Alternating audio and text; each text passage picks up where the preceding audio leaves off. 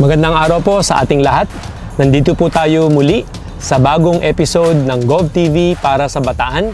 At ngayong araw ay papakita po natin ang makabago at moderno nating proyekto, ang paggamit po ng electric vehicles.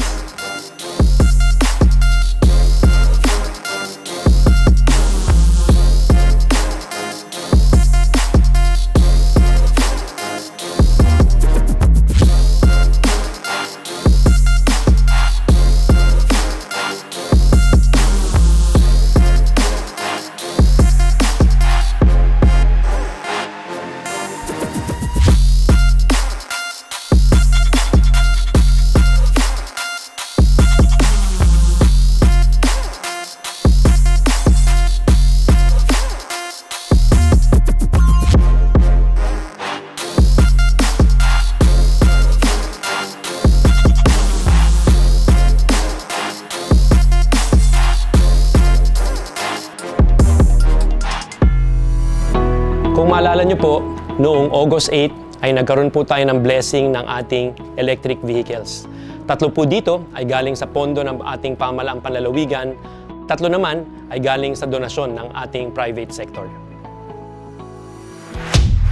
Ang paggamit ng mga EVs ay simula pa lamang tungo sa mithiin natin na carbon neutral province kung saan kaisa tayo sa paglaban sa masamang epekto ng climate change at pagpapatupad ng mga programa at proyekto sa pangangalaga ng ating kalikasan, kaugnay na rin sa inilungsad ng Project Transform ng DENR sa ating lalawigan. Sa kasalukuyan ay ginagamit na itong mga EVs ng ating MBDA sa pagpapatrol sa kahabaan ng Roman Highway upang matiyak ang kaligtasan ng mga motorista. Makikita nyo naman po na iba ang laman ng hood ng isang electric vehicle. Dahil ito po ay hindi gumagamit ng gas, sa halip, ito po ay gumagamit ng malaking lithium-ion battery na pareho ng ginagamit nyo po sa inyong mga cellphone. Bago po pala na i-turn over ang mga EVs na ito, ay nauna nang sumailalim sa pagsasanay ang mga kawani ng MBDA upang magkaroon sila ng sapat na kaalaman sa pagpapatakbo nito at syempre ang maintenance maging ang mga do's and don'ts. Ang ating charging station dito sa One Bataan Command Center ay gumagamit ng renewable energy kaya tiyak na malinis at environment friendly. At para mas lalo nating maintindihan kung paano ito nakakatulong sa ating kalikasan, nandito po ngayon ang ating electric vehicles focal person ng Provincial Government Environment and Natural Resources Office, si Ms. She Valdecañas. Kamusta, She? Magandang araw po, Gov. Okay naman po. Unang tanong, paano nga ba ito nakakatulong pagdating sa kalikasan, itong pag-shift natin sa electric vehicles? Marami pong benefit ang ating pag-shift sa electric vehicles. Una po sa lahat, wala po itong tailpipe emissions. So para po mas maunawaan natin, pwede po nating ikumpara sa isang conventional or tawagin nating ICE, internal combustion engine vehicle, na kinakargahan ng gasolina or diesel. Kapag pinaandar ang isang ICE vehicle, ito ay nagsusunog ng gasolina or diesel. As a result, nagkakaroon po ito ng greenhouse gas emissions. And bukod po dun sa greenhouse gases, meron din po tayong tinatawag na air pollutants. Particularly, ang particulate matter or PM2.5. Let's say ang tao ay na-expose sa PM2.5, whether short-term or long-term, pwede po itong magresulta sa acute respiratory infections, kagaya po ng bronchitis, pneumonia, or upper respiratory tract infections. Pagdating naman po sa performance, very efficient ang ating EV.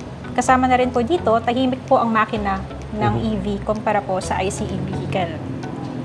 At sa usapan naman pong maintenance, hindi po kasing taas ng maintenance cost ang meron sa EV kumpara po sa ICE vehicle. After 1 month, alam ko naka-1 buwan na rin tayo na gumagamit ng electric vehicles. Meron na ba tayong datos para makita yung diferensya pagdating sa natitipid ng ating provincial government sa paggamit ng electric vehicles kumpara sa mga internal combustion engine vehicles? So sa ngayon po, Gov, base po sa computations, around 65% po ang ibinaba ng total costs, meaning mataas ang cost savings ng province. i-consider na rin po natin na dahil po sa batas ay nire-require po na ang ating charging stations ay powered by renewable energy. So, mas makakatipid po talaga tayo sa charging costs. Alam ko rin, long-term ang ating vision para sa probinsya na maging carbon neutral. Bahagi dito ay yung mga plano para magkaroon din tayo ng mga electric public utility vehicles. So, hindi lang yung mga service or fleet ng ating provincial government, kundi pati rin ang mga pampublikong sasakyan ay masishift natin sa mga electric public utility vehicles. Kamusta ngayon yung ating programa?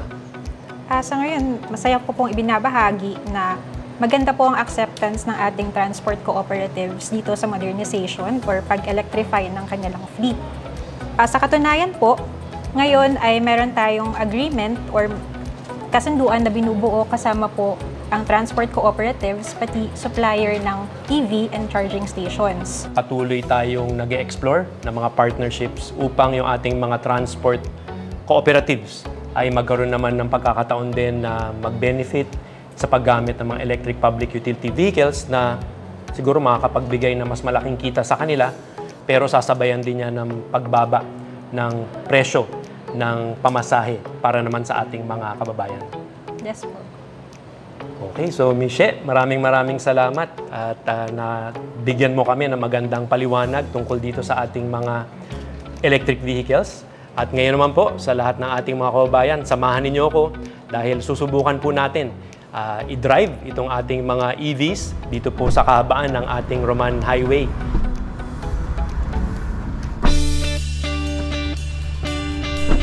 Magandang araw sa inyo. Magandang araw po. GM Bong, ano ba ngayon ang kalagayan ng peace and order dito sa Roman Highway, lalo na yung daloy ng trapiko? Sa ngayon po, maganda po ang lagay ng peace and order natin, lalo na po sa kahabaan ng Roman Highway. Mayroong mga pagkakataon na nakaka-experience tayo ng pagbigat sa mga identified naman na lugar. Pero sa coordination din po sa ating mga local officials, local agencies, ay nakakasama naman natin sila sa pag-manage ng traffic. Okay. At ngayon, GM, na gumagamit tayo ng electric vehicles bilang bahagi ng fleet ng MBDA. Ano naman paano to nakakatulong sa inyong mandato? Malaking bagay po na kahit pabalik-balik ang ating electric vehicle sa kahabaan ng Roman Highway, alam po natin na nakakatulong tayo sa environment. Bukod po sa regular na pagpapatrol natin, minomonitor natin ang siyempre sa kahabaan ng ating main thoroughfare, yung speeding, yung mga sasakyan na meron po kasi tayong provincial ordinance na keep right except to overtake. So tinitingnan po natin yan. And sa kahabaan po ng highway, yung mga naka-illegal park, yan, isa po yan sa mga palaging minomonitor ng ating mga patrol vehicles.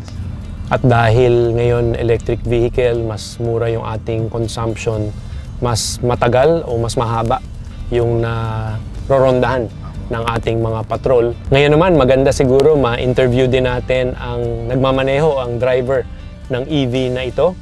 Serafin, paano naman to nakakatulong sa pang-araw-araw ninyong papatrol dito sa Roman Highway? Nakakatulong po siya kasi madali po siyang i-operate. Kaya if ever po na meron pong naging aberya o na-stranded po na mga commuter natin dito sa Roman Highway, madali namin po silang napupuntahan. Meron bang mga kakaibang features itong ating EV na nakita ninyo at kung kukumpara natin dun sa dati ninyong mga sasakyan ay talagang nakakapagbigay din ng mas magandang pamamaraan para sa pagpapatrol natin? Opo, Gob, marami po siyang features katulad po ng meron po siyang cruise control. Pwede rin po tayong gumamit ng auto park. Bukod po doon, may mga features din po siya na nadidetect yung mga sensor na if ever na merong lubak or meron mang sasakyan sa gilid nitong sasakyan. Madali po namin nalalaman. At dahil nabanggit mo itong paggamit ng mga sensor, ngayon nga susubukan natin na i-activate yung ating lane keep assist at saka itong ating auto cruise. So isa-set natin sa 30. Yan, nakaset ngayon sa 30 yung ating auto cruise. At dahil nga meron namang mga lanes dito, GM, no? At yan yata yung tinitignan ng sasakyan. Parang yan yung binabantayan niya para kahit bitawan mo yung manibela ay makakasunod pa rin siya sa lane. So subukan natin bitawan yung manibela. So binitawan ko na yung sa acceleration, pero tumatakbo pa rin siya mag-isa. At ngayon naman bibitawan natin itong manibela. Tignan natin kung hindi tayo maibabangga nito. So wala ho tayong hawak ngayon, hindi natin hawak ang manibela, mag-isa po siyang tumatakbo at medyo lumiliko-liko, no? Itong ating steering wheel. Pero nagbibigay na sa akin ng warning, nakalagay take over steering. Nagpupula, nagwa-warning. Ano mangyayari, GM, pag hindi ko hinawakan? Ayun. So akala yata niya nakatulog ka, no? Opo. Parang ano yan, tulong at yan, nag-emergency stop dahil hindi ko hinawakan yung steering wheel. Okay. Ngayon naman po ay papunta tayo sa SM City Bataan upang ipakita sa inyo ang kanilang libreng EV charging station. At bukod po dyan, susubukan naman natin ngayon itong auto park feature ng ating electric vehicle. Kaya kapag tayo ay nasa isang parking area at nakita po natin merong available parking slots, pipindutin lang po natin itong parking menu. Nakita nyo, nakalagay searching for parking spaces. Ngayon, hahayaan po natin yung sasakyan para mag-detect ng mga available parking slots para makaparada siya. May mga lalabas po dapat na boxes or parking slots dito sa ating screen para ipakita na yun po ay na-detect ng ating sasakyan at yun po ngayon ang gagamitin niya para pumarada. Start. Bitaw. So ngayon po, ito yung ating pag-park niya. Kaya automatic po siyang umaatras. Hinahanap po yung parking slot na kanya pong nakita. Kita nyo, gumagalaw po mag-isa yung steering wheel para po ipasok niya sa available na parking slot. Hindi na rin po ako nakaapak sa brake o kaya man sa gas kasi siya na po mag-isa yung naglalagay ng acceleration or kung kinakailangan pumreno, siya na rin po yung bahala. Kaya yan po ang isang feature ng ating electric vehicle auto parking.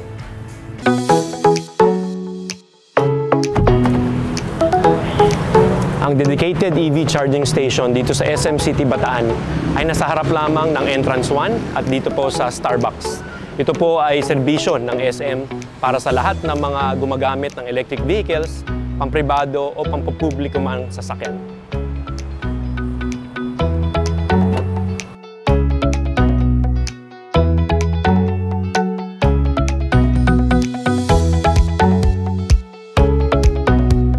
Ang inisyatibong ito ay kaugnay sa Electric Vehicle Industry Development Act na ating pong inakda nung tayo po ay nasa Kongreso. Layunin ng batas na ito na magkaroon po ng mga parking slots, charging stations, meron pong mga research and development centers para mas lumawig ang paggamit ng electric vehicle at ang buong industriya dito po sa Pilipinas.